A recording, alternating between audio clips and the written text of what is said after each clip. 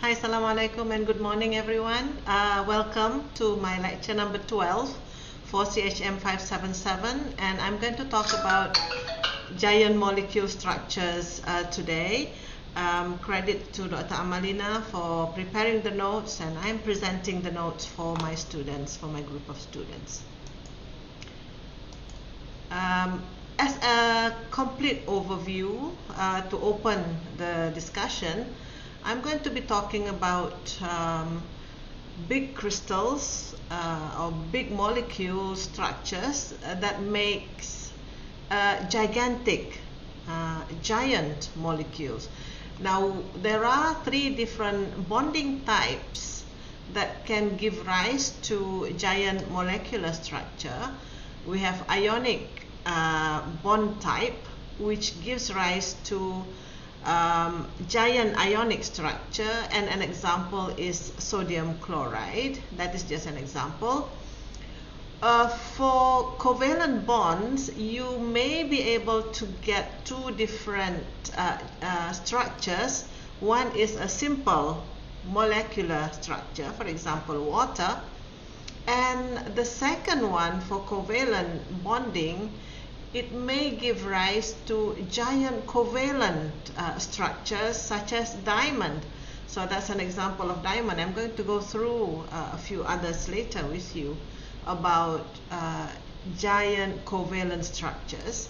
And then we have discussed previously in my lecture number 11 metallic bonds, which give rise to giant metallic structures, for example iron. For ionic, we have discussed this when we were talking about ionic crystals in lecture 10. Here, this was covered in lecture 10. The metallic was covered in lecture 11, and today I'm going to cover the giant covalent structures in lecture 12 today. So bonding and structures of any compound will explain the property of that substance. I'm taking a macromolecule crystal. So when we talk about macro, we talk about big, whereas micro would be small. So macromolecule structures, it is defined as a macromolecule is defined as a big molecule that contains a network of covalent bonds binding its particles. The particles are non-metal atoms. Yeah, for macromolecules, we only talk about non-metal atoms. So the examples of macromolecules are graphite, obviously, diamond, silicon carbide, silica, boron, and quartz as well. Yeah. Now, substances with macromolecular structures are always solid at room condition, and they can contain long chains of molecules with very, very large number of atoms, an example of which are plastics, protein, and some carbohydrates. Macromolecules have high melting point, high boiling point, higher than the simple molecules due to much more extensive and stronger van der Waals forces that exist in the structure.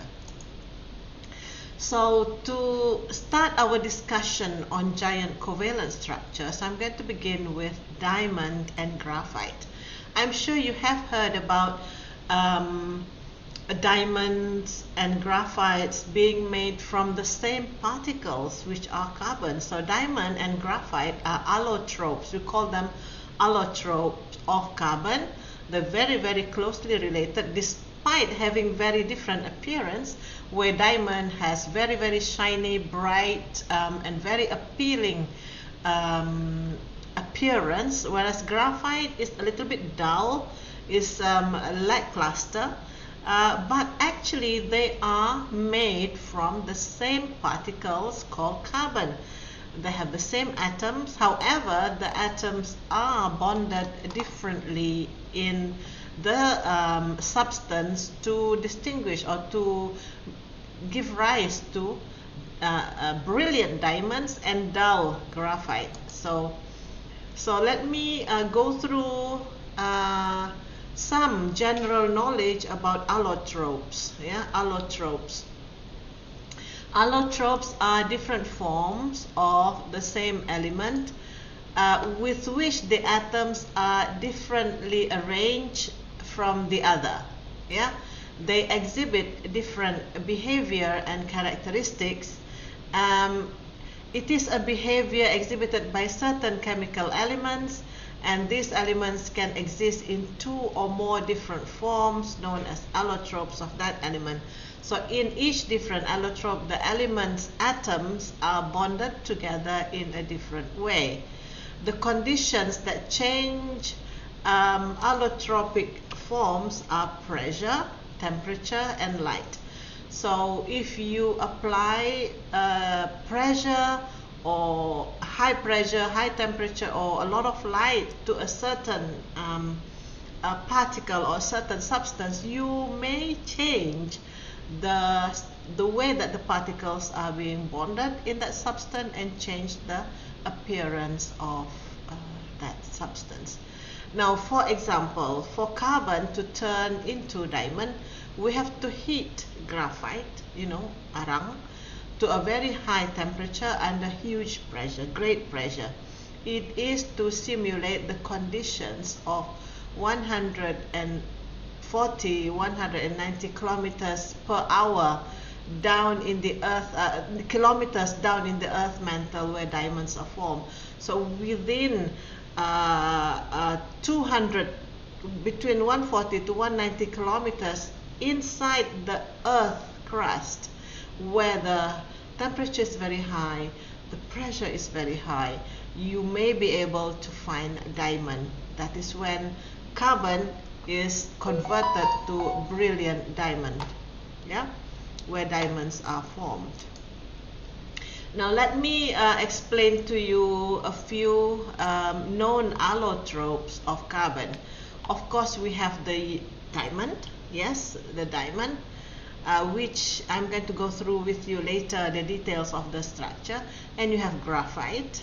And then very closely related to diamond, if you look at the structure of diamond compared to this lonsdaleite, yeah, lonsdaleite, it is a different arrangement of carbons that was found initially in the 1960s when meteors fall on Earth. It was found in the Diablo Canyon, and the person who found that was somebody called Lonsdale. So this is called lonsdaleite to honor the person who found it. And the difference between diamond structure and lonsdaleite structure actually is, they are actually look very much the same, but in lonsdaleite you do get different way that the tetrahedrals are arranged. It's sometimes called hexagonal diamond, due to the fact that the carbons are arranged in hexagonal way rather than tetrahedral. But don't worry about that. You can have a read about it in widely in the internet. It is reported, yeah. And then you also have what's called the Buckminster fullerene. Now Buckminster is the person's name, the person who discovered this structure of diamond. It looks like a football, so people call it a buckyball. Bucky from the name Buckminster. Fullerene is actually a structure of carbon that is pentagonal carbons arrangement. And you have the C540, C70, and you have amorphous carbon. You can see G here. Amorphous carbon is, very, very serabut, yeah, very, very messy. It's not arranged in a beautiful arrangement that is required for it to be a good crystal. So this is like a jumble of carbon atoms, and they become amorphous. Amorphous means it is slightly softer, it is very unattractive to the eyes, yeah, to our eyes. And then you have a single-walled carbon nanotube, or CNT, which is also related to your Buckminster fullerene, but it is making a tube, so it's called a Bucky tube.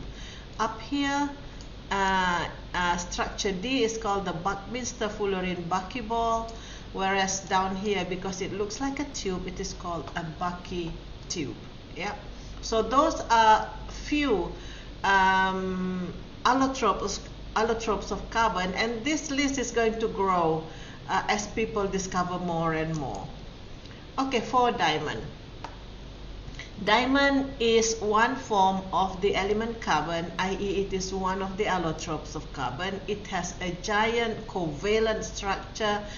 It is a giant network of carbon atoms held together by strong covalent bonds in tetrahedral arrangement. Can you see that these atoms of carbon, 1, 2, 3, 4, and 5, they make a very, very distinct tetrahedral. So if you arrange the tetrahedral in this way, you are going to get the diamond. So can you see that there is a hexagon? 1, 2, 3, 4, 5, 6. Very much look like benzene, but this is taking the chair conformation.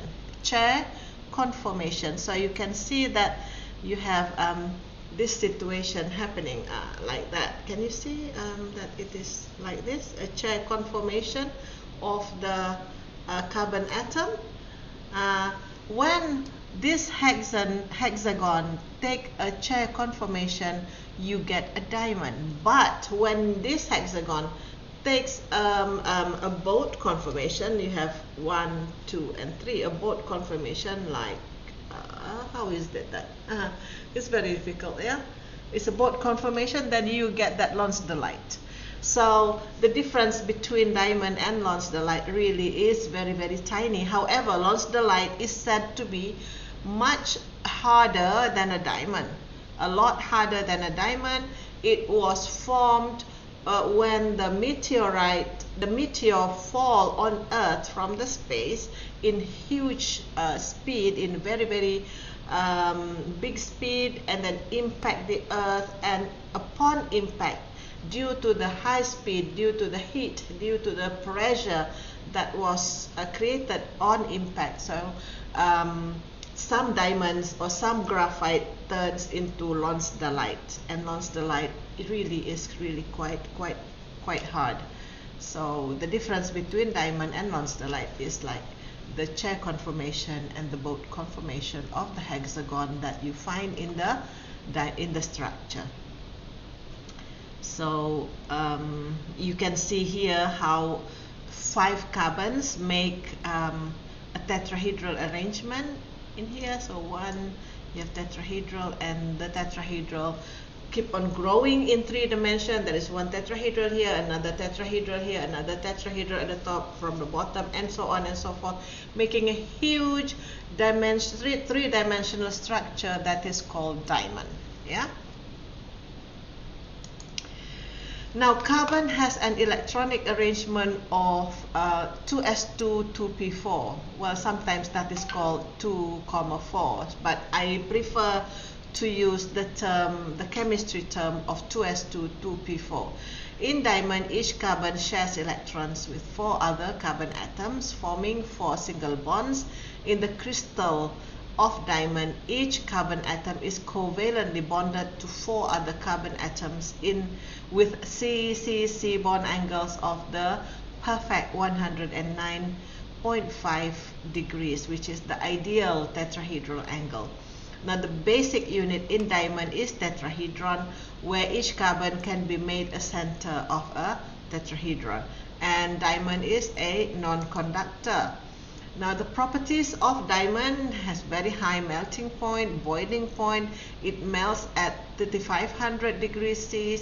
The reason of this very high melting point is because the carbon atoms are held together in a giant rigid structure by very strong covalent bond. A lot of energy is required to break the strong covalent bonds. It is one of the hardest natural substance.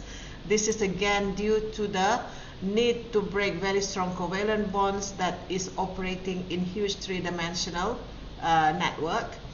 It does not conduct electricity. Obviously, diamond does not conduct electricity despite the fact that it is made from carbon, because all the electrons are held by the covalent bond and they are not free to move.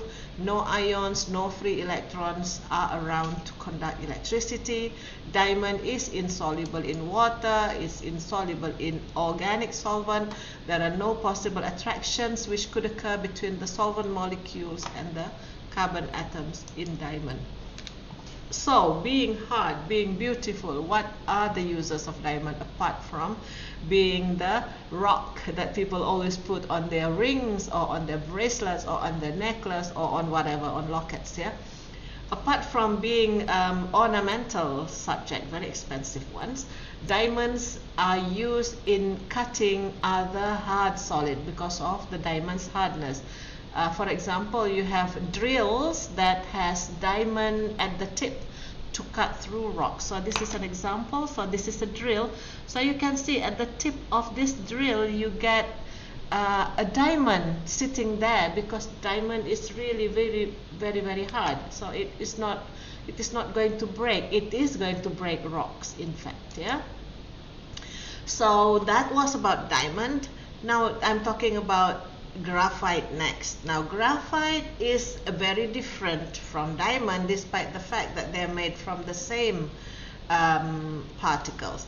Now in graphite, each carbon atom is joined to other 3 carbon atoms by again strong covalent bonds, and they are arranged as a ring of 6 atoms. As you can see here, you can see 6 atoms in a ring, another 6 atoms in a ring, making it a flat structure like that. Each one of the graphite layer is flat, yeah, planar. However, one graphite layer is stacked on top of another graphite layer, stacked on top of another, and between the layers you have very weak covalent bonds. So within the layer you have very weak, within the layer you have very weak van der Waals force. I'm sorry, it's not covalent bond, it is van der Waals force. But within the same layer you have very strong covalent bond. So can you see that these layers are strong layers but connected to one another through very weak van der Waals force. So this weak van der Waals force can easily break. That is why when you write using a graphite, you are in fact breaking that very weak van der Waals force. But what is deposited on the paper are the hexagonal layer of strong covalently bonded carbon. Yeah. So this weak covalent bonds easily break. Weak van der Waals forces easily break, but the strong covalent bond within the layer will not break very easily. Yeah.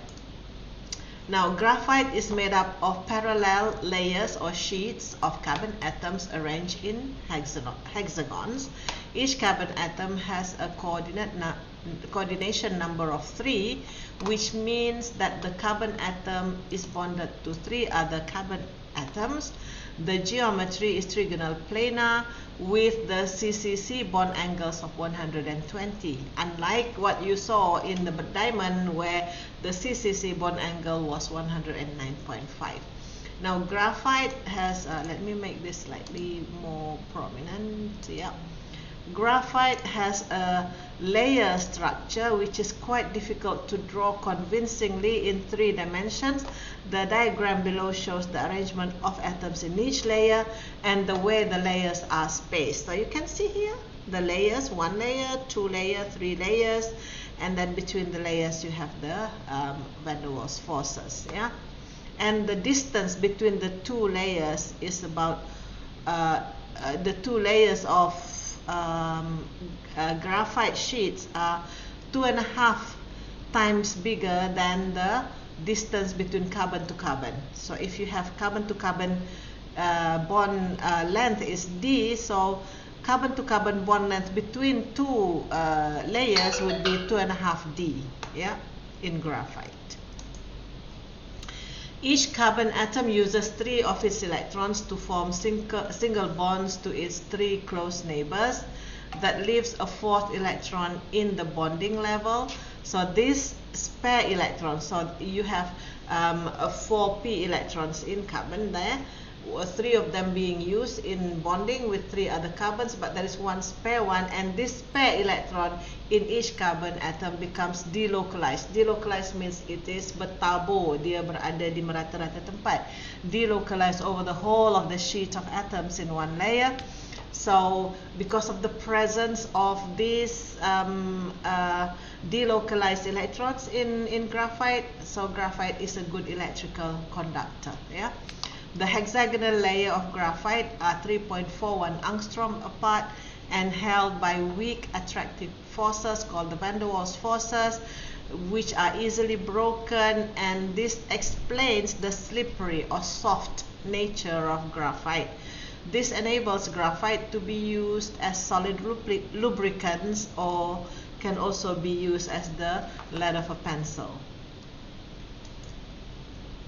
Physical properties of graphite: obviously it has high melting point. It will not melt easily because the covalent bond that exists within the sheets, yeah, similar melting point to that of diamond. In order to melt graphite, it is not enough to loosen one sheet from another. It is easy to loosen one sheet from another, but that will not melt the graphite. It will only melt the graphite if you are able to break the covalent bond throughout the whole structure. Graphite has a soft, slippery feel and used in pencils, dry lubricants, for things like locks. You can think of graphite rather like a pack of cards. Each card is very strong, but the cards can slide easily over each other or even fall off the pack altogether. So when you use a pencil, sheets are rubbed off and stick to the paper. Graphite has lower density than diamond because the relatively large amount of space that is wasted, we say it is wasted, but it's not really wasted between the sheets, and graphite also is insoluble in water, insoluble in organic solvents, and for the same reason as the diamond that I talked about earlier. Attraction between the solvent molecules and carbon atoms will never be strong enough to overcome the strong covalent bonds in graphite within the sheet. Yeah?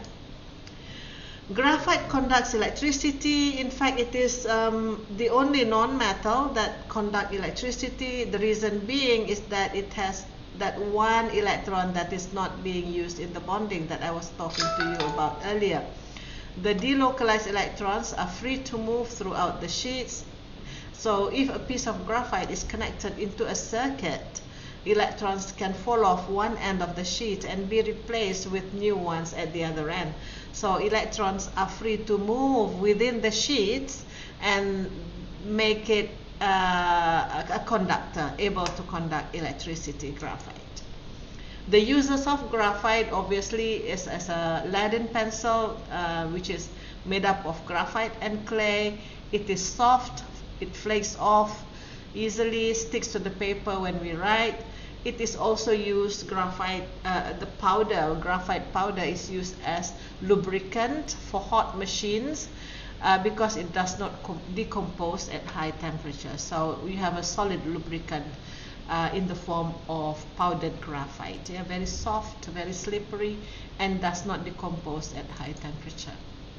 Now we would like to discuss this question, very simple. What is the bonding structure of the element or compound that's formed by sodium atoms? Obviously, metal to metal, metal to metal, sodium to sodium. So what is the bonding structure, obviously that will have to be metallic bond. Yeah, metallic bond. When you have chlorine and potassium, where you have metal to non-metal, what kind of bond do you have? Metal and non-metal. Obviously you have anions and cations, so you get ionic bonds. What about between carbon and oxygen, where you have non-metal carbon, oxygen also a non-metal, so you have between the non-metal to non-metal you have covalent bond, but between the molecule to molecule, remember the hydrogen bonding? Yeah, the hydrogen bonding, oh no, there is no hydrogen bonding for carbon and oxygen, because this is not water. It can only have hydrogen bonding when you are oxygen, fluorine or nitrogen. Yep, in here you don't have, because it's carbon, there's no hydrogen. So there is a van der Waals attraction between the molecule of carbon dioxide, for example, in the case of carbon and oxygen. And carbon, when you have carbon bonded to another carbon, you can either have graphite or diamond, non-metal and non-metal, so you have those structures. So this is the answer.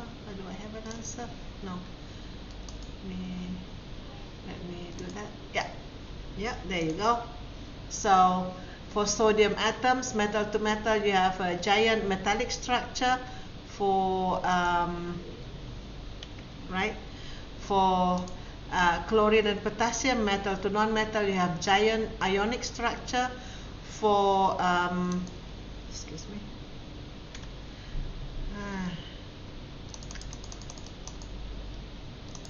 For carbon and oxygen, you have a simple molecular structure, whereas for this is for carbon in a diamond, you get giant covalent structure. So those are all giant structures except for the simple molecular structure. So that's your question and answer. And there are some more questions here that I would like to pose, which is, what are the types of attractive forces present in each of the following structures? Show how the physical properties are related to their structure and bonding. So dry ice. What is dry ice? Dry ice is actually solid carbon dioxide. Sodium chloride, yep, we have talked about sodium chloride, so you can answer that later. And then I have not discussed with you about quartz, so I would like for you to look up quartz from your textbooks or from the internet and describe the type of attractive forces, and if you can draw the structure of quartz. So we have the answers later. I'm not going to show you now, so I'm going to leave you there at 27 minutes of lecture for giant molecule structures. So that's it, guys. Thank you for listening for my lecture number 12. I'll see you in lecture number 13 later. In the meantime, take care, keep safe, work hard, work smart, and